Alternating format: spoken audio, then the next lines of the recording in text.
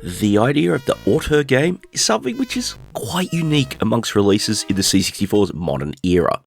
Sure, there's been plenty of them back in the commercial days, but in this current indie landscape of 2018, I'd like to think they're not all that common.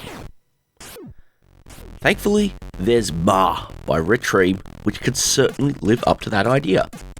MAH was originally released as a free digital download all the way back in 2015, but in this video I'm taking a look at the just released 2.0 update, which, along with a giant shopping list of tweaks and updates, also makes the jump into being available physically, with a cartridge release from RGCD and a disc release through Protovision.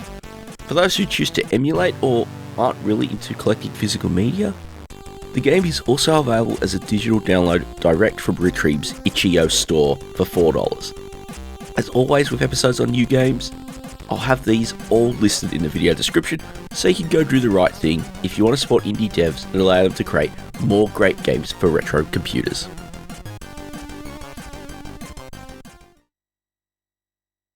On booting the game up, you get a menu presenting 4 options. The first is to view the electronic manual, which is basically an electronic copy of what you'll get in the physical package. The second is to view the intro sequence, with the third, well, being the option to jump into the game itself.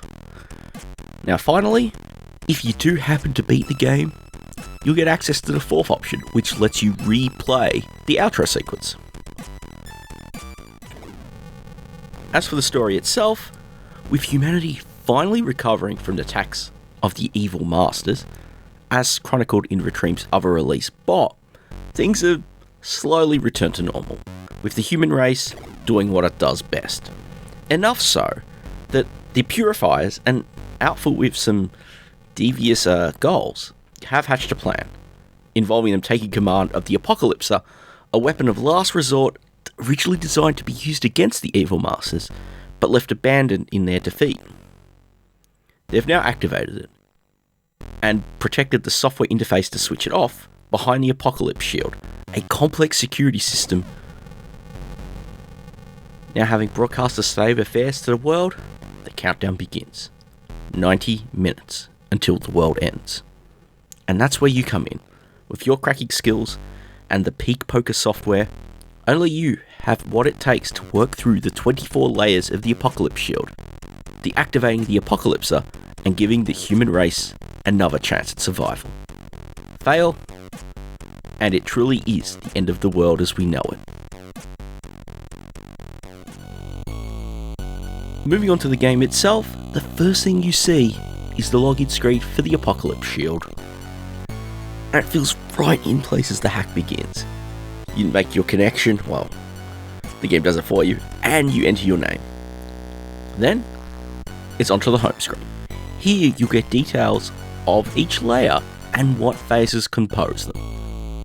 In a way, this shows you how much of the hack you have to do and how many layers are remaining on the Apocalypse Shield. There's also a high score table showing the top 3 scores in the game, and as soon as you make it on, you will see your name appear as it's live. Thus why you had to input your name when starting. But hit the fire button to proceed, and things will kick off as the game takes you onto the next layer in your list. Now, one of the things that makes MAH very interesting is this whole process of discovery. It's not as dramatic as, say, Hacker, but it really is about learning and understanding mechanics a lot more so than in other releases. And so as part of that, I'm not going to really describe the phases in much detail. You'll encounter 6 of them all up. Now some of these are encountered fairly frequently, particularly the opening bitwall phases. Then of course there are some phases which only get triggered when certain conditions are met whilst fighting a layer. Then of course there's the final phase, which only appears at the end of the final layer and is the one you beat to complete the game. Being successful at MAH is really about needing your best arcade skills, as there's plenty of tricky movement and blasting required throughout each of the phases. When starting the game, you do have the option to pick assisted mode, and this lightens things up a little by easing up some of the objectives you need to do in phases. It's great for when you're just starting out or perhaps you just want to have a chilled out session.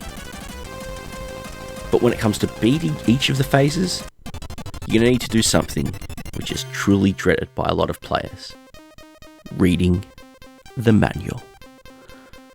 You think you might just be able to puzzle it out, but the fast-paced nature of MAH's gameplay really means you might just lose too much time in trying to do so.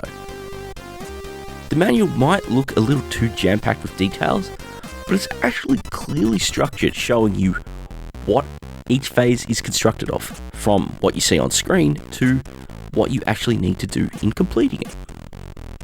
Now, alongside the manual, you get a set of reference cards, which breaks each phase down further. Whilst the physical copies of these are only included in Protovision's disc release, buying the download or the cartridge will actually get you copies that you can print them out for yourself. If I was going to single out one element which impresses me the most, it's got to be the visuals. The 64's high resolution modes are typically used as support when it comes to in-game visuals, but here, they're the main star, used excellently, particularly with the boss enemies, which are built up from 4 separate, smaller sprites. And these transitions are incredibly fluid and fast. All of this is thrown about with an area slowdown, and when you see it in action on hardware, it's truly amazing. In fact, the combination of all of these is very stunning in a rather unique way, at least compared to a lot of other 64 games which rely on high-res graphics, and seriously keeps this game feeling incredibly distinct in the C64 landscape of today, let alone that of 2015. The visuals are backed up with a soundtrack constructed of some very pumping music. There isn't sound effects in this game, and honestly, knowing the way it works, I think sound effects would actually detract from the experience, as the quickfire pacing means you'd hear them far too often in the course of battle.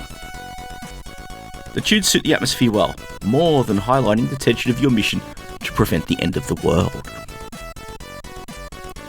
I will admit though, I'm not a big fan of the transitions when you switch phases. It feels a little jarring, though it may just be a sign of the chaos which is unfolding as you crack your way through each layer. On its original release in 2015, I have to admit, I didn't really find myself clicking with MAH. I'm not sure whether the instructions were not quite as clear as they could have been. That's something I'm not sure about. But I gave it a few tries and didn't really enjoy it, which is why you didn't really see anything on it until now. The tweaks and improvements to the game since then, as there's been a whole bunch of overhauled details, and the comprehensive material in the manual and reference cards, really helped me to get a grip of this game.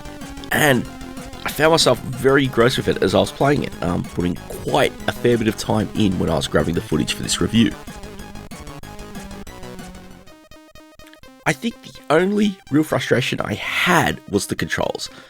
They're pretty responsive in general, but sometimes there are moments where it feels like it's a little off. I felt this really biting in the core phase where I would press the button to fire a shot, but sometimes it will fire multiple ones. It's not a pain in general play, but for this phase, you do require some precise blasting to complete it, and sometimes this would mess it up. But if you want to enjoy MAH, as I sort of talked about, you really need to take the time to read the manual, and give it a fair few plays, and sort of go back and forth as well. And you hopefully will find yourself enjoying it, but if you're not a fan of reading manuals, if you rather just pick up a game and play it, and you're not willing to invest a lot of time into it, this one might not be for you. And ultimately, as I sort of opened with, this is one of those things that really makes MAH a concept that feels like it was designed by an auteur more than anything. And that's a really nice way to just round out this review. Now, if you've had a chance to try it out, let me know what you think. Whether you have been playing it since the original release, or like me, you've hopped in with this updated version, I'd love to know what your experiences are. And also, if this has made you want to go check it out, let me know as well. I'd like to, know if my work here always helps people actually wanting to check out new games.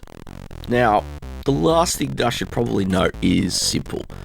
MAH is sadly only compatible with PAL C64 systems. If you're in that position where you can't run it on real hardware, Like I mentioned earlier, you do have the option to buy it digitally and run under emulation. Again, as mentioned previously, all of those download links are included in the video description as always. Now, I do have to ask, as I always do, if you enjoyed the video, please kindly click the like button. It really helps things along. And if you haven't done so already, please consider clicking the subscribe button if you want to keep up with the channel as I publish new videos. And all up, thank you all very much for watching, and I'll catch you all next time.